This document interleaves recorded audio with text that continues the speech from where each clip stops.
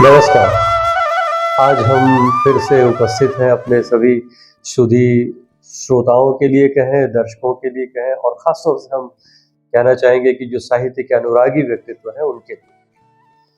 आदरणीय साथियों, हमारी जो तद्वित संभाषा जो विचार मंथन या हम जिसे साहित्य मंथन का हमने नाम दिया है, उसकी ये कड़ी बहुत ही गहन, गंभीर और विशद है।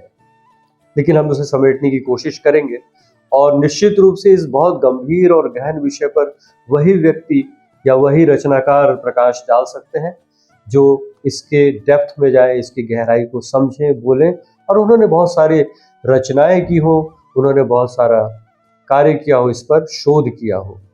हमारे बीच बहुत सौभाग्य की बात है कि डॉक्टर कौशलेंद्र जैसा व्यक्तित्व हमारे साथ है, जिन्होंने बहुत कार्य किया है दर्शन पर, फिलॉसफी पर और इनको हिमांशु शेखर। डॉक्टर साहब, आपका फिर से एक बार स्वागत करते हैं। और आज जो विषय सुझाया गया था, आपने ही सुझाया था कि हम प्राच्य दर्शन और हमारा जो हिंदी साहित्य जगत है या हिंदी साहित्य जो है उसकी धाराएं किस तरह से वहां से शुरू होकर हिंदी साहित्य में आज तक आती है। पहली तो बात ये हुई। और दूसरी बात ये है कि क्या हम ये माने कि हमारा जो हिंदी साहित्य है उसकी जो स्थिति है वो श्री वृद्धि उसकी हुई है या उसमें कोई रुकावट आई है। तो हम कुल मिलाकर आज प्राच्य दर्शन के मूल जो अवधारणा है, उसके जो मूल सिद्धांत है, उनको उस पर आधारित होकर इस बात को शुरू करना चाहेंगे। मैं चाहूंगा कि आप प्रिलिमिनरी कमेंट कम से कम शुरू में दें कि प्राच्य दर्शन के मूल तत्व क्या है, एक सामान्य जो पाठक है उसके लिए क्या हो सकता है। प्राच्य दर्शन और हिंदी साहित्य, जो भारतीय दर्शन है, 6 दर्शन, वास्तव में जब भी कभी दर्शन लिखे गए, इससे पहले दर्शन के दर्शन कर लिए गए। अच्छा, लिखा गया है बाद में, उसके दर्शन पहले ही हो गए थे और ये एक लंबी प्रक्रिया के बाद में ऐसा संभव हो पाता है, क्योंकि दर्शन बड़ा क्लिष्ट विषय है और ये संपूर्ण सृष्टि के विषय में उसकी गहराई में जाने पर उस चीज के दर्शन हो पाते हैं। पूर्वी क्षेत्र की मैं बात करूंगा। पूर्वी क्षेत्र में आ जाता है भारत, तिब्बत और चीन। प्राच्य दर्शन की जब हम बात करेंगे, पूर्वी दर्शन, तो पूर्वी दर्शनों में इन तीनों देशों के दर्शनों की बात आ जाती है और तीनों देशों के जो दर्शन हैं लगभग एक जैसे हैं। इनके जो मूल तत्व हैं वो लगभग एक जैसे हैं। बल्कि मैं ये कहूँगा कि भारतीय दर्शन से तिब्बती दर्शन और तिब्बती दर्शन से चीन का दर्शन प्रभावित रहा है, क्योंकि लगभग वही तत्व मिलते हैं। मैं तत्वों पर बाद में अभी फिर आऊंगा, अभी मैं साहित्य पर आ रहा हूं।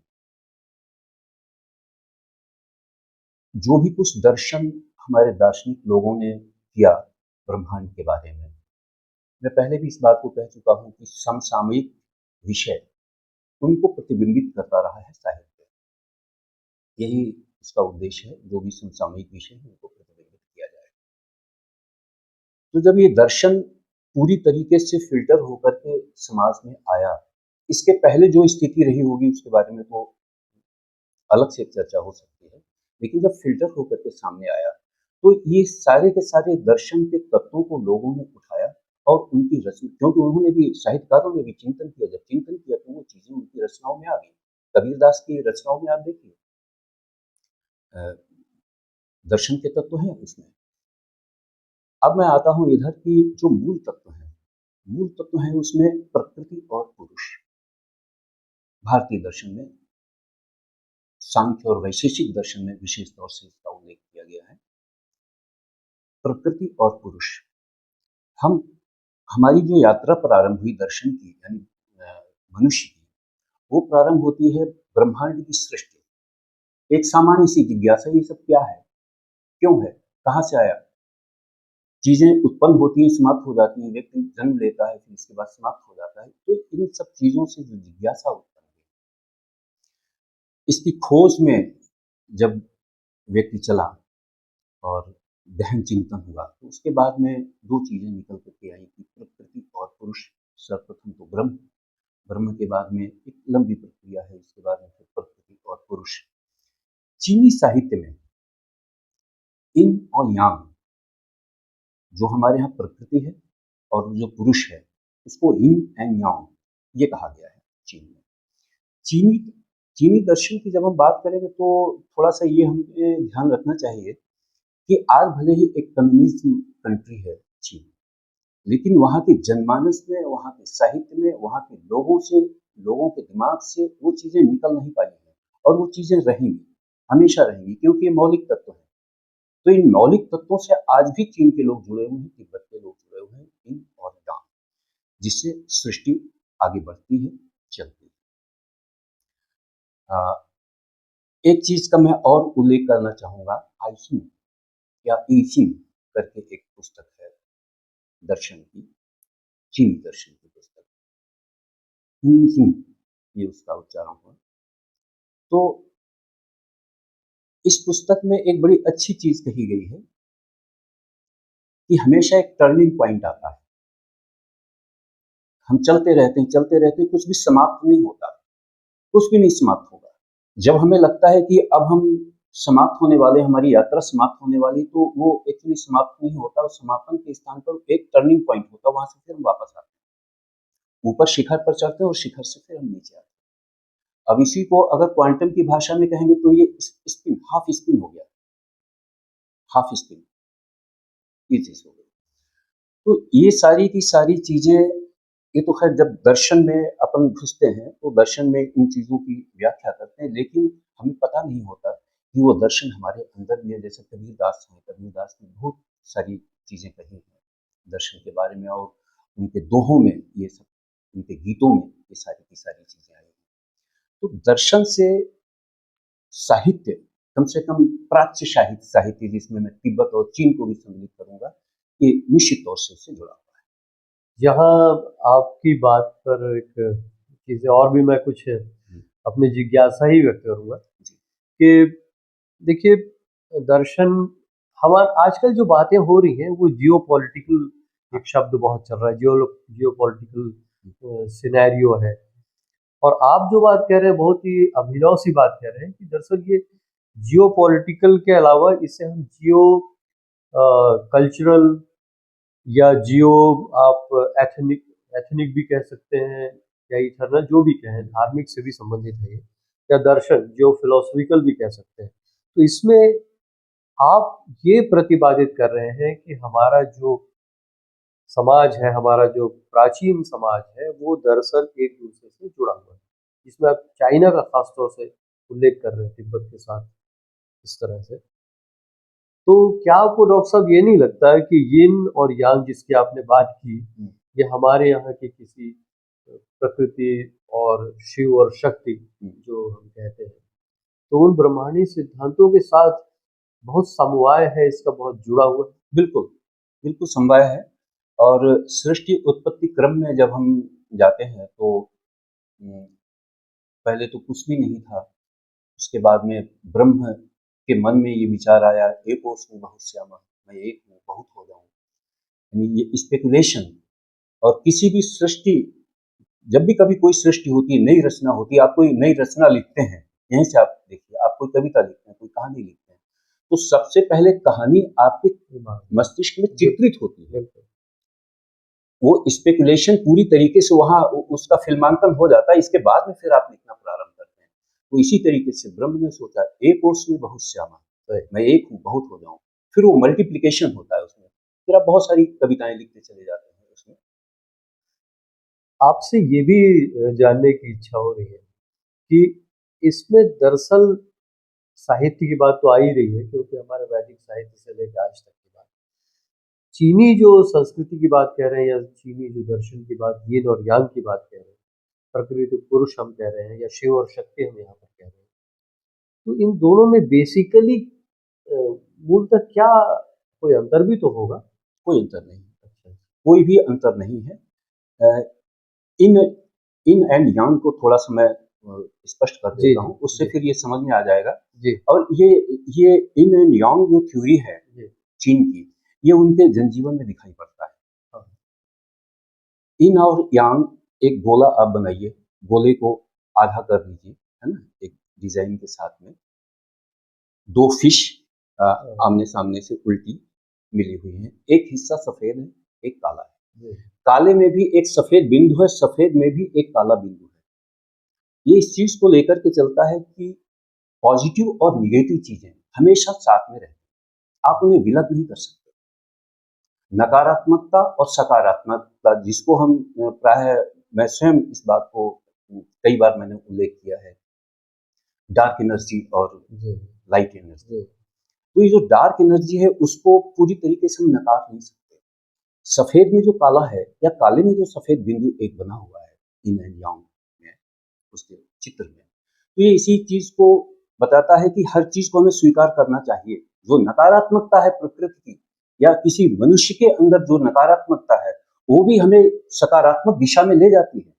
एक बदमाश आदमी है, वो बदमाश आदमी भी अपने कृत्यों से हमको सीख देता है कि भैया ऐसा मत करना, जैसा हम कर रहे हैं तुम ऐसा करना। और ऐसा कोई व्यक्ति जो बदमाश हो वो साधु भी हो सकता है। साधु भी हुए हैं, वाल्मीकि का हुए हैं, उदाहरण है, बिल्कुल। डाकू से वो वाल्मीकि बन गए। हाँ।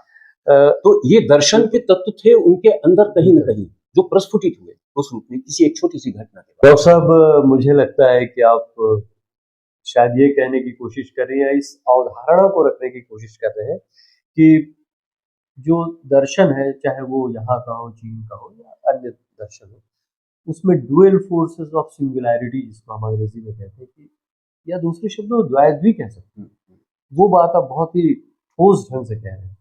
और इसी बात को हम अब थोड़ा आगे बढ़ते हैं कि प्राच्य दर्शन में दो बातें बहुत स्पष्ट रूप से आती हैं, एक कर्म योग और दूसरा कहीं ना कहीं हमारे भाग्यवाद की बात होती है।